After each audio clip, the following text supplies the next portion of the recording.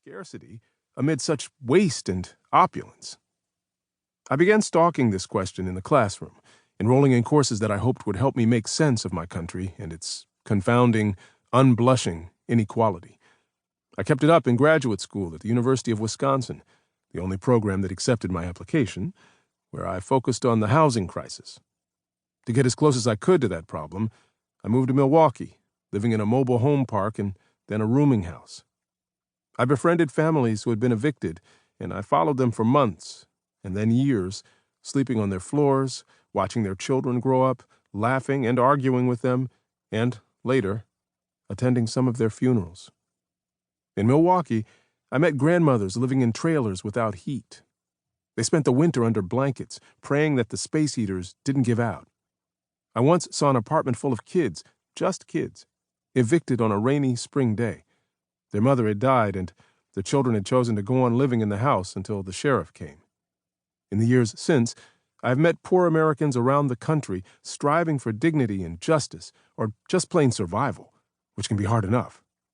Home health aides in New Jersey who belonged to the full-time working homeless, fast food workers in California fighting for a living wage, and undocumented immigrants in Minneapolis organizing for affordable housing, communicating with their neighbors through the Google Translate app.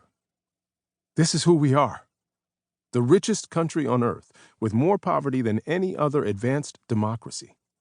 If America's poor founded a country, that country would have a bigger population than Australia or Venezuela. Almost 1 in 9 Americans, including 1 in 8 children, live in poverty. There are more than 38 million people living in the United States who cannot afford basic necessities, and more than 108 million getting by on $55,000 a year or less, many stuck in that space between poverty and security. More than 1 million of our public school children are homeless, living in motels, cars, shelters, and abandoned buildings. After arriving in prison, many incarcerated Americans suddenly find that their health improves because the conditions they faced as free but impoverished citizens were worse. More than 2 million Americans don't have running water or a flushing toilet at home. West Virginians drink from polluted streams, while families on the Navajo Nation drive hours to fill water barrels. Tropical diseases long considered eradicated, like hookworm, have re-emerged in rural America's poorest communities, often the result of broken sanitation systems that expose children to raw sewage. The United States annually produces $5.3 trillion more in goods and services than China.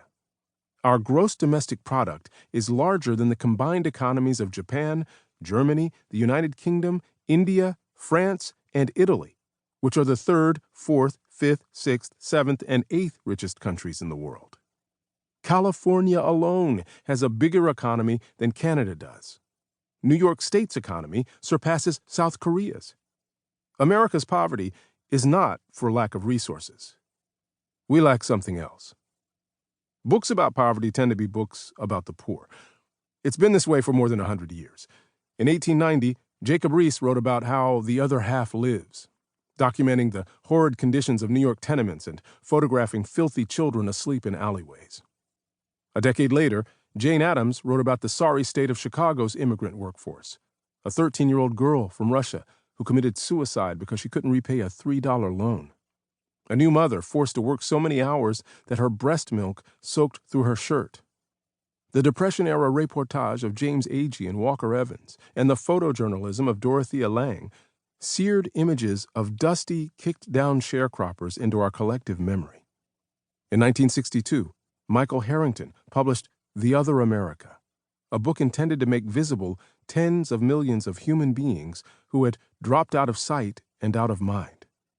2 years later, Lyndon and Lady Bird Johnson paid a visit to Appalachia and sat on the rough-hewn porch of a jobless sawmill worker surrounded by children with small clothes and big teeth.